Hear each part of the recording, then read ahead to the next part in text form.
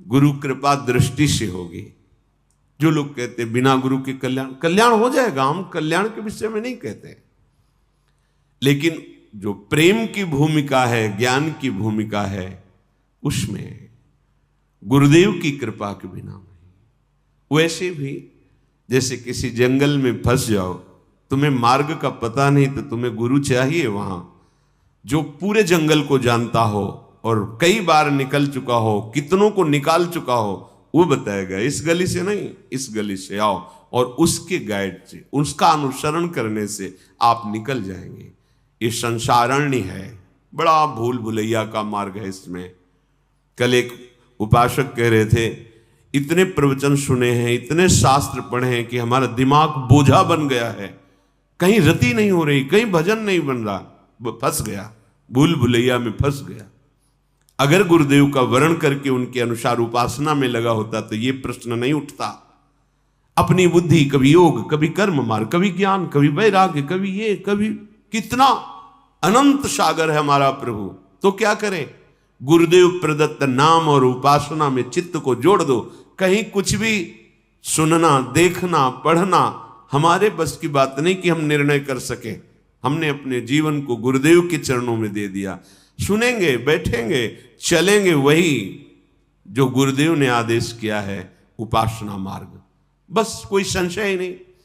तो श्री श्यामा श्याम में प्रतिक्षण ममता बढ़ती रहती है। यही ममता आपके हृदय में निज रूपाद्यंतरेणांतरेपि निज रूप को प्रकाशित कर देती है। यह हमारा निज रूप नहीं, ये पर रूप है, पांच भौतिक शरीर प्रकृति जन्य है। यही तो भ्रम पैदा हो गया कि ये मैं हूं, और ऐसा भ्रम पैदा हो गया है कि स्वप्न में भी ये स्वीकार नहीं हो सकता कि मैं नहीं हूं। इसी भ्रम को गुरु कृपा नष्ट करती है। गुरु प्रसन्न साहब अनुकूला मिटी शकल कल्पित भय। ये जो भ्रमात्मक कल्पनात्मक हमारे अंदर बैठ गया था, सुख दुख का भाव, गुरु कृपा से नष्ट हो गया, निहाल हो जाता है गुरु कृपा से। बस बात माननी है, स्वीकार करनी है। तो कह रहे श्रीधाम वृंदावन का आश्रय और प्रिया प्रीतम के चरणों की शरणागति रूपी दीक्षा लेकर गुरु प्रदत्त उपासना से प्रिया प्रीतम में ममता और संसार में समता प्राप्त हो जाती है। जीव ही प्रिया प्रीतम में ममता प्रतिक्षण वर्धमान होती हो, प्रीति का स्वरूप है प्रतिक्षण वर्धमानम। इतना सूक्ष्म है कि समझ में ही नहीं आता उपासक को कि हमारे हृदय में प्रेम बढ़ रहा है, तभी वो दैन्य रहता है। नहीं तो अहम हो जाए, आम हो जाए तो फिर प्रेम नहीं है। वो सूक्ष्म तरम प्रेम का स्वरूप है। वो ऐसी ममता प्रगाढ़ होती है,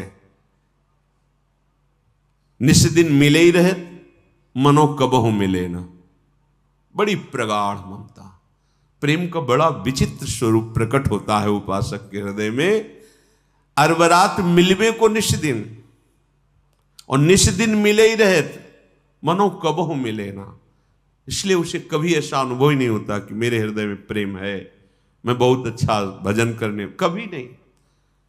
जब कभी ऐसा चिंतन आएगा तो बस यही आएगा कि जैसा भजन होना चाहिए वैसा भजन नहीं हो पा रहा, जैसा सेवा करके स्वामिनी को सुख पहुंचाना चाहिए नहीं, कैसे आएगा, मुझ अधम में कैसे वो वृत्ति आएगी। बढ़ता जा रहा है प्रेम, वैसे ही उसके अंदर प्रेम की भूख बढ़ती जा रही, दैन्यता बढ़ती जा रही, कहीं अहम छू नहीं गया।